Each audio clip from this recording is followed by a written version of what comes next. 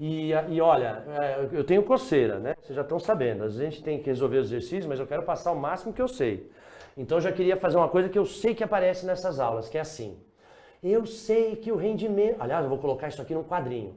O rendimento de uma máquina é o trabalho útil sobre a soma de todos os calores que vêm da fonte quente. Que? Calor da fonte quente, que vem do combustível. Olha o que eu vou escrever aqui em cima. O que é o trabalho útil? Já vimos hoje na maratona. Trabalho útil é a área interna do ciclo. Eu estou supondo máquina térmica, viu? Porque refrigerador é um approach, né? É um enfoque um pouquinho diferente. Então, o que é o trabalho útil? É isso aqui, ó.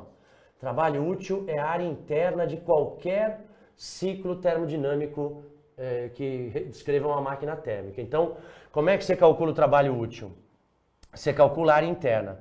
É a única maneira? Também não. Olha o que eu vou escrever. Ou você também pode dizer que o trabalho útil ou líquido é o total de calor que vem da fonte quente menos o calor que eu rejeitei para o meio ambiente. Que a gente, peraí, eu chamei de QRAI, aqui é Q quente. Menos a soma dos calores da fonte fria, que é o QF. Você vai achar que não, mas gerador é a mesma coisa, viu? Ou seja, o útil é o total menos o que eu perco. Então, U igual a I menos RI. É isso. O útil é o total menos o que eu perco. Então, ó, de novo, rendimento de qualquer máquina é o trabalho útil pela soma dos calores totais. Qual que é o trabalho útil? A área interna do ciclo, ou a soma dos calores que vem do combustível menos a soma dos calores que eu rejeito para o meio. Então esse aqui é o calor rejeitado para o meio.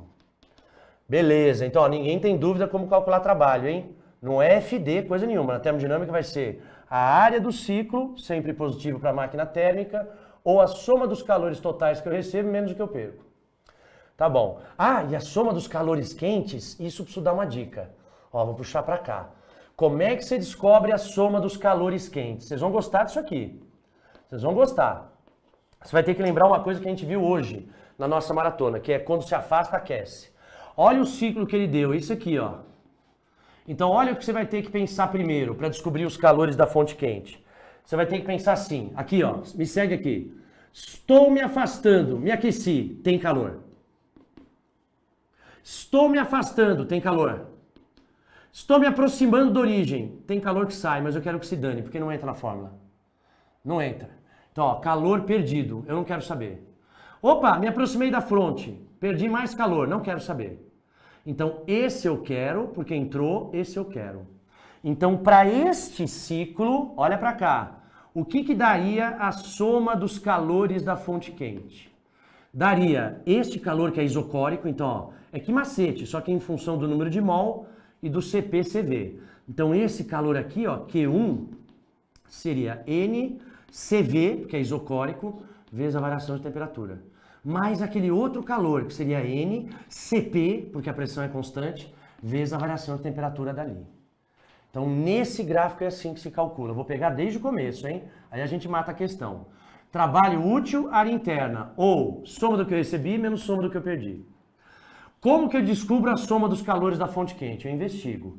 Me afastei, recebi, vou ter que calcular. Me afastei, recebi, vou ter que calcular. Me aproximei, que se dane. Me aproximei, que se dane, porque eu só quero saber o que eu recebi. Aí, tendo os dois, você calcula o rendimento da máquina. Ou seja, isto vale para qualquer máquina ou também qualquer ciclo. Agora vem a história do Carnot. Carnot é a melhor máquina possível. São duas adiabáticas que não trocam calor, por isso que é bom, e duas isotérmicas que não trocam calor por condução, nem convecção. Por isso o Carnot é genial. Poucos alunos sabem essa resposta. Por que a máquina de Carnot é melhor? Porque quando ou não troca calor, que são as duas adiabáticas, ou quando troca calor, são calores trocados na isotérmica, que são calores latentes. Então você corta a condução, corta a convecção. Você corta praticamente as perdas. Se cair no vestibular, ninguém acerta. Porque a máquina de Carnot é a melhor possível, vai ter uma alternativa lá.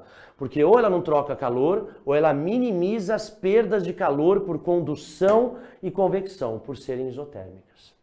Aí o que o Carnot criou? Então vai lá, ó. Isso pode ficar, no lugar do trabalho, pode ficar soma dos calores da fonte quente menos soma dos calores da fonte fria. Tudo isso dividido pela soma dos calores da fonte quente. Aí o rendimento vai ficar 1 menos soma dos calores da fonte fria sobre a soma dos calores da fonte quente. Também vale para qualquer máquina. Então, deixar bem organizado. Aí a gente parte para a última questão. Também vale para qualquer máquina. Então, tudo que eu falei agora vale para qualquer máquina. Isso vale para qualquer máquina, qualquer máquina, qualquer máquina, qualquer máquina, qualquer máquina, qualquer máquina. E só para o Carnot, ó, vou até já destacar aqui, ó. Só para a máquina de Carnot, esse rendimento também pode ser visto como sendo a temperatura da fonte mínima, né, a temperatura da fonte fria, dividida pela temperatura da fonte quente. Aí alguém vai perguntar, Tanderi, por que vale tudo para tudo, mas só para o Carnot é que vale essa relação? Por isso que valeu a pena falar de entropia, você vê? Turminha, num ciclo de Carnot, a variação de entropia na caldeira é igual a variação... Isso aqui pouca gente sabe, que eu vou escrever aqui. A variação de entropia na caldeira, que é quando o vapor recebe energia, em módulo, é igual à variação de entropia no condensador. Só que variação de entropia, olha que beleza, ó, é calor que vem da fonte quente sobre a temperatura da fonte quente. E isso é igual ao calor perdido no condensador. Você lembra, né? Ó, é a caldeira, a turbina, o condensador e o compressor. Isso é um ciclo de Carnot. Isotérmica, isotérmica, adiabática, adiabática. Então, ó, parece academia. Vaporiza, roda, condensa, comprime. Vaporiza, roda, condensa, comprime. Isotérmica, adiabática, isotérmica, adiabática. Vaporiza o vapor, ele roda um ímã, produz eletricidade que vai para as cidades. Aqui eu condenso esse vapor, comprimo o líquido, jogo de novo. Então é isotérmica, isotérmica, adiabática, adiabática. O que o Carnot descobriu? Que a variação... Aqui não tem variação de entropia, porque é adiabática. A adiabática não tem variação de entropia. E aqui a variação de entropia aqui tem que ser igual aqui. Então o calor recebido na caldeira sobre a temperatura da fonte quente tem que ser igual ao calor perdido para a fonte fria sobre a temperatura da fonte fria. Só por isso que você pode trocar isso por isso. Então isso aqui não é qualquer aluno que sabe. Então eu vou falar de novo, presta atenção para você evoluir. Rendimento é o útil pelo total. Como calculo o útil? Área do gráfico. Ou o que eu recebo menos o que eu perco. Como é que eu calculo tudo que eu perco? Eu vejo quando eu recebo calor. Quando eu perco, não me interessa. Nesse caso, ficaria NCV ΔT, NCP ΔT. Joguei, isolei. Isso vale para qualquer máquina. Só para o Carnot. Olha lá, ó. QQ sobre TQ é igual a QF sobre TF. Olha lá, ó. Passa o QQ para cá. Fica QF sobre QQ. Passa o TF para lá. É isso que eu substituí. Então, qual o resumo do resumo? Isso aqui pouca gente sabe. Isso vale para qualquer uma, isso vale para qualquer uma, isso vale para qualquer uma. Para o Carnot, como são duas adiabáticas, falei errado aqui, ó. Como são duas adiabáticas e duas isotérmicas, aqui não tem variação de entropia, aqui também não. E a variação de entropia que tem aqui, mais x, é a mesma variação de entropia que tem aqui, só que é menos x. Por isso que eu posso igualar e por isso que eu posso trocar a razão dos calores pela razão das temperaturas. Ou seja, eu só posso trocar calor por temperatura quando as variações de entropia forem iguais. E isso só acontece na transformação de Carnot. Agora vai ficar pequena a questãozinha. Quer ver? Olha só, é da Federal da Bahia, para a gente encerrar essa maratona. Adorei. Olha lá, ó, a figura representa... Tá? A figura representa o ciclo de Carnot. Caiu em cima mesmo? A figura representa o ciclo de Carnot para um gás ideal. Então ele diz assim, nessas condições, considere as seguintes afirmações. Vê a figura que o Iago botou aí. Número 1, na compressão adiabática, a energia interna do gás diminui. Isso é verdade, porque na contração... Isso é mentira. Porque na compressão adiabática você está subindo para uma isoterma mais afastada. Então você está se aquecendo, a energia interna do gás aumenta. A primeira não é correta. Como eu errei, vou falar de novo, para ninguém se prejudicar. Na compressão adiabática, você está indo habitar numa isoterma mais acima. Então você está se aquecendo, a energia interna está aumentando. 2. Na expansão isotérmica, que é na caldeira, o gás recebe calor de uma das fontes. Isso é correto, a fonte de combustível, correto. Ele recebe calor de uma das fontes de combustível. Perfeito. 2. 3. Na expansão adiabática, a expansão adiabática é na turbina. É onde roda a turbina. Aí é super fácil, você cola ímã na turbina, na hora que você roda a turbina, lei de Faraday, você já gera eletricidade alternada. E as cidades ficam felizes. Então, ó, na expansão, cadê? Na expansão adiabática, que é na turbina, a temperatura do gás diminui. Perfeito.